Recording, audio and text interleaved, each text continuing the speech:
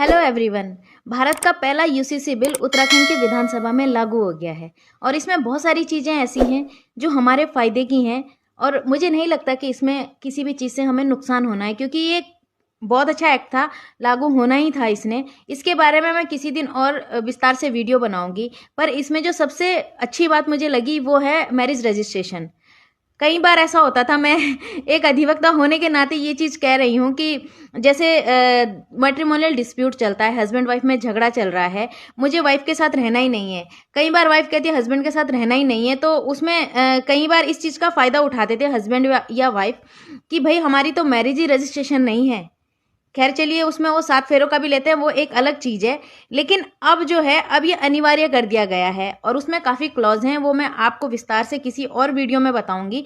मैं सिर्फ एक अवेयरनेस फैला रही हूँ आप लोगों के बीच में। ये बताना चाहती हूँ कि 26 मार्च 2010 के बाद की जितनी भी मैरिज हैं, समय रहते उसको रजिस्ट्रेशन करवा लें आप। और उसमें एक बहुत अच्छी बात ये हो जाएगी कि अगर बाद में कोई भी मैट्रिमोनियल डिस्प्यूट होता है, तो जब आप कोर्ट में जाते हैं तो वहां पर ये पूछा जाएगा भाई आपकी मैरिज रजिस्टर्ड है या नहीं है। अगर वो रजिस्टर्ड है तो आप रजिस्ट्रार के सामने दोनों गए हैं, आपके गवाह भी गए हैं, इसका मतलब कोई भी जोर जबरदस्ती आपके साथ नहीं हुई, आपने अपनी मर्जी से वो शादी की है। तो ये जितने भी प्रेमी जोड़े जो शादियां करते हैं उनके लिए भी बहुत अच्छा है और हर मैरिज वाले के लिए बहुत अच्छा है।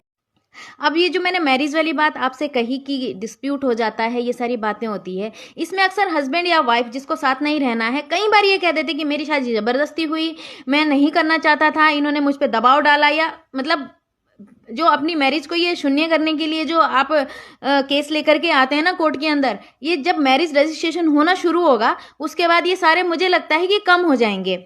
क्योंकि जब कोई भी लव मैरिज करता है तो उसमें उस समय तो बहुत अच्छा अच्छा लगता है, सब लोग कर लेते हैं, लेकिन बाद में जब मैरिज रजिस्टर्ड नहीं होती तो बहुत दिक्कतें उठानी पड़ती है दोनों ही पक्षों को। मैं ये नहीं कह रही सिर्फ लड़की को, लड़के को भी उठानी पड़ती है। और मेरे पास खुद के पास ऐसे मुकदमे हैं जिसमें जो मैं लड़ रही हूँ लड़कियों की तरफ से, और उन्हें कितनी परेशानी होती है वो चीज़ देखने को मिल जाती है। तो ये एक बहुत बढ़िया हो गया है। आप जिस भी राज्य में रहते हैं, जिस जिले में आप रहते हैं, जो आपका एड्रेस आता है वहाँ पर आप अपना मैरिज को रजिस्टर्ड करा सकते हैं।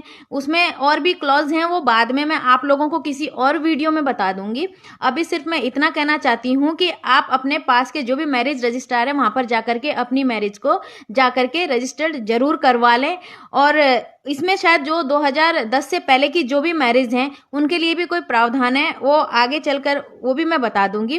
पर फिलहाल के लिए आज मेरी यही अवेयरनेस थी कि जितने भी लोगों की 2010 के बाद शादी हुई है या जब भी शादी हुई है उस शादी को रजिस्टर्ड जरूर कराएं। Thank you so